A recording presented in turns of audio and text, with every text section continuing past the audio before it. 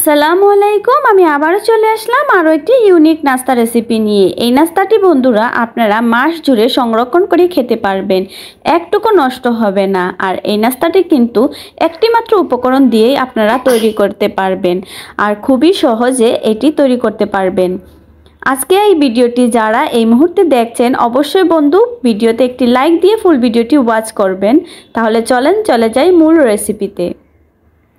এই তো আমি চুলায় বসিয়ে দিলাম একটি কড়াই, দেখতেই পাচ্ছেন। তার মধ্যে দিয়ে দিলাম 1 কাপ পানি, তারপর দিয়ে দিলাম স্বাদমতো লবণ।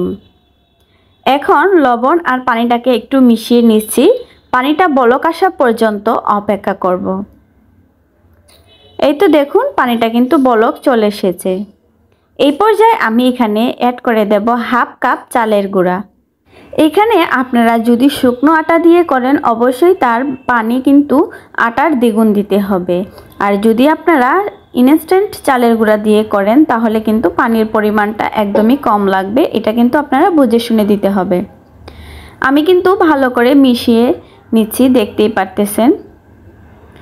এই পর্যায়ে আমি দেখুন ভালো করে মিশিয়ে ঢাকনা দিয়ে রেস্টে রেখে দেব 10 মিনিট। 10 মিনিট পর ফিরে আসলাম। দেখুন আমার ডোটা কিন্তু পারফেক্ট হয়ে গিয়েছে। এখন আমি ঠান্ডা করে নেব। একটু ঠান্ডা করে এখন একটু হাতটা ভিজিয়ে অল্প অল্প পানি দিয়ে, যদি আটাটা শক্ত হয়ে যায় তাহলে একটু একটু পানি দিয়ে ডোটাকে তৈরি করে নেব।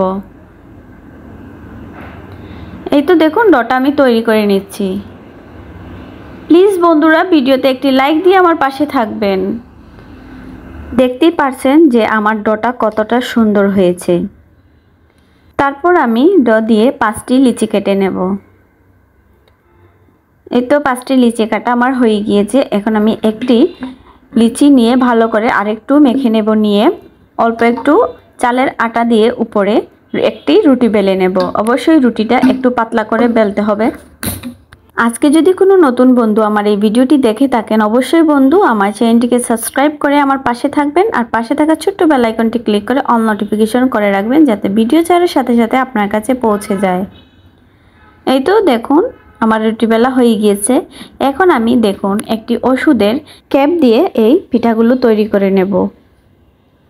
এই তো দেখুন কিভাবে আমি পিঠাগুলো কেটে নিচ্ছি। এভাবে প্রথমে সবগুলো পিঠা কেটে নেব। সবগুলো পিঠা কেটে নেওয়া হয়ে গিয়েছে, দেখতেই পাচ্ছেন। এখন আমি আপনাদের পিঠাগুলো বানিয়ে দেখাচ্ছি। দেখুন কিভাবে আমি বানিয়ে নিচ্ছি। একদমই সহজ বন্ধুরা, সবাই এই পিঠাটি তৈরি করতে পারবে একদম সহজভাবে।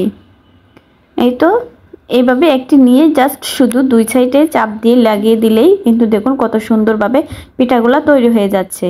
এইভাবে করে কিন্তু আমি প্রত্যেকটা পিঠা বানিয়ে নেব। এখন দেখুন প্রত্যেকটা পিঠাই কিন্তু আমার বানানো হয়ে গিয়েছে। এখন আমরা চলে যাব চুলায়। চুলার আগে থেকেই আমি তেল দিয়ে বসিয়ে রেখেছিলাম। তেলটাও পর্যাপ্ত গরম হয়ে গিয়েছে। এই পর্যায়ে আমি পিঠাগুলো ঢেলে দেব। এখানে আমি 2 বারে পিঠাগুলো ভাজবো। একবারে দিতে গেলে সবগুলো পিঠা এখানে জায়গা হবে না, তাই আমি 2 বারে ভাজবো। দেখতেই পারতেছেন পিঠাগুলো কত সুন্দর লাগছে। ভাজার পরে কিন্তু এই পিঠাগুলো অনেক ক্রিস্পি হয় আর অনেক ভালো লাগে।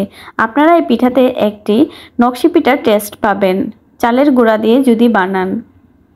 আর এই পিঠাটা কিন্তু খেতে খুবই দারুণ লাগে। দেখুন আমার পিঠাগুলো কিন্তু ভাজা হয়ে গিয়েছে। একে একে আমি সবগুলো পিঠা ভেজে নিলাম।